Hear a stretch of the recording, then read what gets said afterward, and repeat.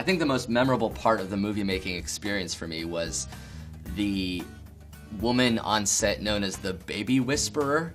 And to explain what that is, I sort of have to go into the plot a little bit. Basically, there's a 2-year-old in the movie who has to act out certain things as though she's intoxicated in some way. So like sometimes she's rubbing her teeth, sometimes she's pointing a gun, sometimes she's smirking, sometimes she's crawling on the floor really fast.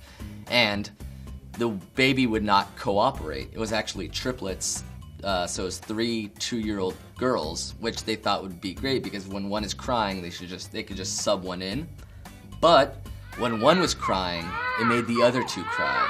And even worse, when one was separated from 2, it made one of them cry. For days, we would just try to shoot this baby, and they wouldn't be able to get anything. They called this baby whisperer to come by to the set, and she basically trained these 2-year-old toddlers to do all of this stuff. And the way she did it was turning everything into a game.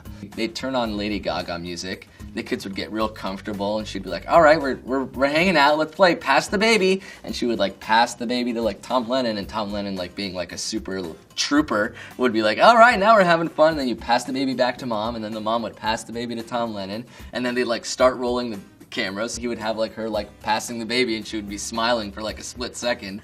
And they would have to get everything in small little chunks like that, set to Lady Gaga music. I guess it was fun seeing a car stunt live.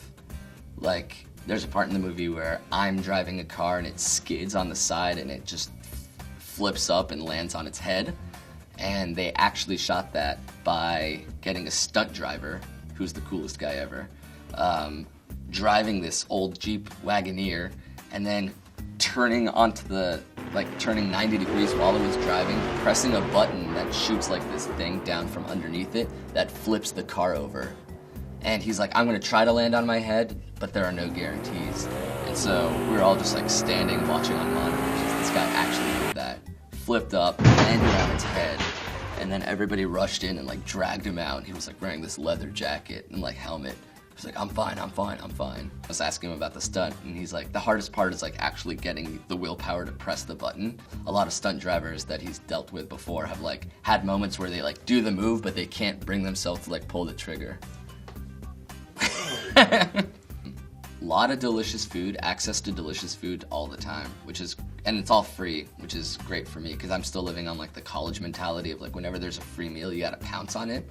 I would have a steak for lunch and mashed potatoes, and then like 2 hours later, they'd like, oh, there's a frozen yogurt truck outside. I was like, all right, great, let's eat that. And then it's like, people are bringing around like deep fried peanut butter and jelly sandwiches and like ham and like mashed potato balls and mac and cheese balls, and like I was just eating all day. And after a week, I'm like, I'm probably gaining a lot of weight throughout the course of the movie. And then you think, oh, that's why celebrities get fat, because who has the willpower to avoid food for like 9 months out of the year?